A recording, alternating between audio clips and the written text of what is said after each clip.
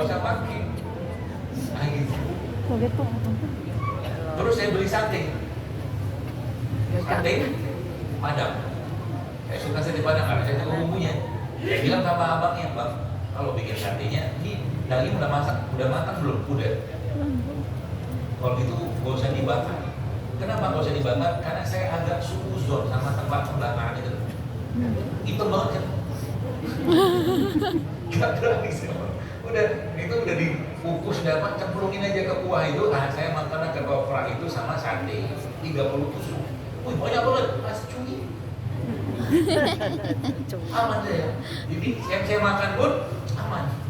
Secara khasiat oke, secara suuzon nggak ada, aman deh. Nah gitu cara saya makan. Ya. Soalnya apa? Soalnya kalau nggak kita dikerjain terus sama setan. Makanya kan Qulu mimma fil ardi halalan thayyiban wa la tattabi'u khutuwati syaitan. Dan itu surat Al-Baqarah ayat 168 itu. Makanlah yang halal dan baik kata Allah kan, dan jangan ikuti langkah-langkah setan. Ayat berikutnya di 169-nya Allah katakan apa? Sesungguhnya setan itu mengajak kepada perbuatan keji dan mungkar. Artinya apa? Artinya ayat ini kalau dibalik, ada orang makan tidak halal, ada orang makan tidak baik, kemungkinan dia akan jatuh kepada perbuatan keji dan mungkar gara-gara makanan. Belajarnya sehingga ya tadi itu keyakinan yang kita mulai tambahkan, sehingga nanti kalau ada minimal ya, kalau doa kita udah kebanyakan, amalnya secuil, mintanya banyak. Dalam doa dari itu kata Ibu Qayyim, dia bilang apa? Ada istighfar aja deh, istighfarin saja. Ya Allah punya suami kayak begini, astagfirullahaladzim.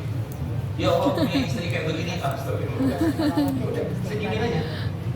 Mau gimana lagi? Karena mustahil hidup kita tanpa ujian, mustahil. Tapi kalau ujian itu dihadapi dengan sedikit ada rasa syukurnya, maka yang terjadi apa? Kita nggak nelongso terus tiap hari.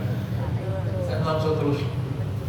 Karena kalau sudah masuk ke bab nelongso, sedih itu jalan yang paling gampang setan, ya iblis laknatullah alaih untuk masuk kita, untuk ganggu kita, ganggu hati kita, ganggu iman kita. Ini kan udah ngerti kayak begini, kita mulai paham kenapa Nabi kita alaihi salatu wasallam itu berdoa, "Allahumma inni a'udzubika minal hammi wal hazan wa a'udzubika minal ajli wal kasal wa a'udzubika minal jubni wal bukhl wa a'udzubika min ghalabati ad-dain wa qahri rijal." Kenapa Nabi berlindung dari sedih? Jadi kalau sedih jangan lama-lama. Aku sedih banget, tadi jilbabnya nggak pas sama bajuku. Astagfirullah. Jadi zaman sekarang itu urusan perasaan aja recehnya minta ampun. Aku sedih banget gak ketemu sama temanku hari ini. Gemes aku. Sedih itu cara, aku sedih banget. Hari ini tuh aku lewat sholat tahajud, itu sedih. Bener kan? Aku sedih banget hari ini gak kedapatan sholat sunnah qobliyah fajar. Itu sedih benar. Aku sedih banget tadi waktu ngantri makanan yang viral itu aku nggak dapet. Gemes aku sedihnya. Udah yang dimakan nggak sehat, ngantri itu. Kadang-kadang saya nggak habis pikir, ada orang berani kan, Bandung ini kan kota ngantri. Kalau ada viral-viral itu kan ngantri, malah keluar sama aja kok. Hasil akhirnya kan sama. Apa ini? Urusan makan itu ribet.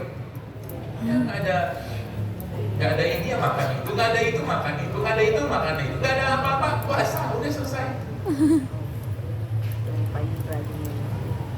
Sehingga Pak, nah Al-Quran itu ya kalau bicara syariat mustahil kita bisa lepas dari Al-Quran. Nah makanya terakhir nih, alhamdulillah udah landing kita. Al-Quran itu dibagi 3. Sepertiga pertama Quran itu untuk diri kita, memperbaiki jiwa. Sepertiga pertamanya ya. Sepertiga keduanya untuk memperbaiki sosial keluarga. Baru sepertiga terakhir dia memperbaiki atau digunakan untuk mempersiapkan satu daulah atau negara. Ya. Jadi 3-nya urutan sebenarnya. Dan Nabi SAW itu melakukan itu kepada para sahabat. Dalam waktu berapa lama? hanya 23 tahun. Hanya 23 tahun terbentuklah ya manusia yang jumlahnya kurang lebih sekitar 100.000 orang yang dikenal, 100.000 karena 200.000 yang dikenal sebagai sahabat-sahabat itu yang apa? Yang kualitas orang pertamanya awal-awal as-sabiqunal awwalun itu kualitasnya satu orang, kualitasnya sama dengan 1.000 orang kualitasnya. Dalam waktu berapa lama? 23 tahun saja. Ya. Kualitas yang kedua, satu orang bandingannya sama 100 orang. Kualitas yang ketiga, satu orang bandingan sama 10 orang. Gambaran kurang lebih kayak begitu. Makanya dunia ini berhasil dipimpin oleh mereka. Berapa lama? 1.300 tahun. Dengan modal apa? Dengan modal keyakinan. Jadi makanya bilang kalau urusan kesehatan mah gampang banget, serius. Ada bener kalau udah yakin, udah bener-bener dekat sama Allah, ya Allah berikan aku petunjuk obat buat sakitku ini, buat sakit buat orang tuaku, buat iniku segala macam yang mudah, murah, yang bisa aku dapatkan setiap saat. Tiba-tiba Allah tunjukkan di depan kita misalkan itu pohon kelor, misal itu terjadi loh. Pernah ada orang cerita saya gitu, urus sakit panjang lebar lah, dia cerita tentang ginjal dan segala macam, tiba-tiba udah pasrah gitu, udah gak tahu ngapain, dia minum daun kelor, sembuh tuh penyakit. Apalagi pakai fitur-fitur syariat yang lain, ya di luar yang saya sebutkan tadi itu, contohnya apa? Akan zam-zam, air zam-zam, ya. Cuma masalahnya tadi apa? Itu dia. Keyakinan kita itu ya gitu-gitu aja, maka susah kan katanya. Artinya apa? Ya artinya mungkin salah satu yang bisa kita lakukan zaman sekarang adalah menambah terus keyakinan itu dengan beramal, dengan berilmu, dengan minta pada Allah. Makanya salah satu doanya Ibnu Mas'ud radhiyallahu anhu dia doa begini, Allahumma zidni atau Allahumma zidna imanan wa yakinan wa fiqhan. Ya Allah, tambahkan ya. Allah mazidni iman dan tambahkan, naikkan imanku, yakinku dan kepahamanku, kata beliau radhiyallahu anhu. Gitu sehingga nanti hidup kita itu mudah. Kenapa saya katakan mudah? Karena memang ujiannya, coba deh bosnya, ujiannya Anda itu aja kan? Itu aja kan? Itu aja. Karena siapa? Kata Allah. Baca tuh surah Al-Nasr, surah Al-Nasr. Al-Nasr laka sadrak wa rafa'na laka dhikrak fa inna ma'al usri yusra, inna ma'al usri yusra. Jago bahasa Arab sudah tahu lah. Ada nakiroh sama ma'rifat di sini. Ada nakiroh sama ma'rifat. Ya, ada pakai alif lam sama satunya enggak. Untuk kesulitan ya. Jadi Allah jelaskan di situ tuh bahwa itu aja, tapi kemudahannya itu bukan itu saja, banyak banget. Makanya saya kadang-kadang lagi mikir apa gitu ya, lagi mikir atau ngomongin tiba-tiba tuh lewat mobil shoot gitu kan, di belakangnya tulisnya inna ma'al usri yusra. Biasa saya baca inna ma'al usri yusra, ya bener. Tanya aja gitu, Allah tuh begitu nyentil kita, ya selalu ada jawaban dari setiap permasalahan hati kita, ya apapun itu, penyakit, ya urusan keluarga, urusan ini segala macam, ya. Sehingga lagi-lagi ya, mungkin terakhir ya, ini terakhir yang kesekian kalinya. Terakhir dulu. Gini, saya cuma pesan gini aja. Kalau bapak-bapak ya, mungkin atau ibu-ibunya lagi kehilangan jarum jilbab gitu kan, bapak-bapak lagi kehilangan atau bukan kehilangan, lagi nggak tahu celana yang dia mau pakai hari itu gitu. Kira-kira Anda nyari di mana?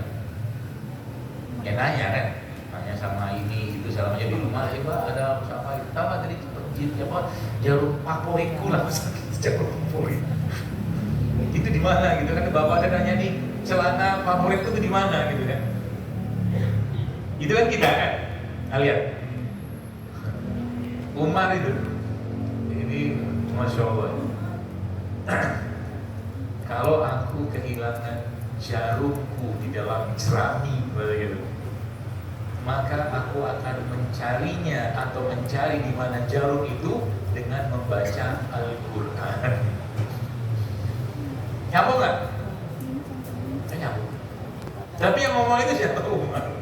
Kalau dia ngomong aku, maksudnya apa? Sebegitu dekatnya mereka dengan Al-Quran. Itu maksudnya. Apakah di Quran? Wahai Umar, itu kan nggak mungkin kan? Jarummu di sini enggak. Tapi masya Allah, karena dekatnya orang-orang zaman dulu pada salafus saleh dengan Quran, sehingga apapun masalahnya dia buka Quran.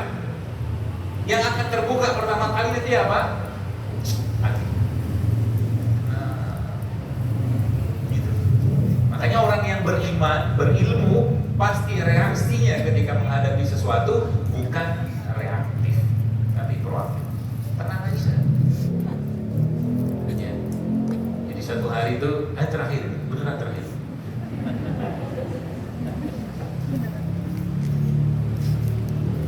Ada ibu-ibu datang ke saya, bawa si lab scoop begini. Dok, saya mau ini oke. Sakitnya apa? Cerita lah panjang lebar, sakit batuk bedu. Enggak juga sebesar kelereng juga nggak ada, kecil loh batuknya. Tapi paniknya minta ampun. Nanti kalau operasi dulu pakai kata-kata kalau itu saya paling lah. Kalau nanti kalau semua dikalau-kalauin. Ya itu. Sampai akhirnya kesel juga saya gitu kan. Tapi kesel saya namparin dan mendidik gitu. Saya bilang ini sama dia. Ya mungkin agak sarkas ya bagi sebagian orang. Tapi akhirnya ibu tuh sadar dan akhirnya ketawa dia. Bu, saya bilang tenang aja. Dengan atau tanpa penyakit ini, ibu pasti mati. Saya bilang. Sarkas. Ya, pasti mati. Terus apa yang boleh khawatir? Kalau ibu mau operasi lah sudah. Apakah operasi menjamin kesembuhan? Enggak juga. Gitu loh. Maksudnya apa? Bu tenang dulu gitu loh. Tenang dulu. Baru udah kayak gitu tenang-tenang, baru kita bicara nih. Mari kita cerita apa yang harus ibu konsumsi. Tanpa ketenangan, udah bisa lah. Yang ada panik terus. Bener nggak nih? Di luar ngomong begini. Cemas lagi, suzon lagi, cemas gitu-gitu aja bolak-balik. Ya, seperti itu. Saya kira mungkin itu yang terakhir, beneran. Saya kembalikan lagi pada Kang MC kita. Mudah-mudahan apa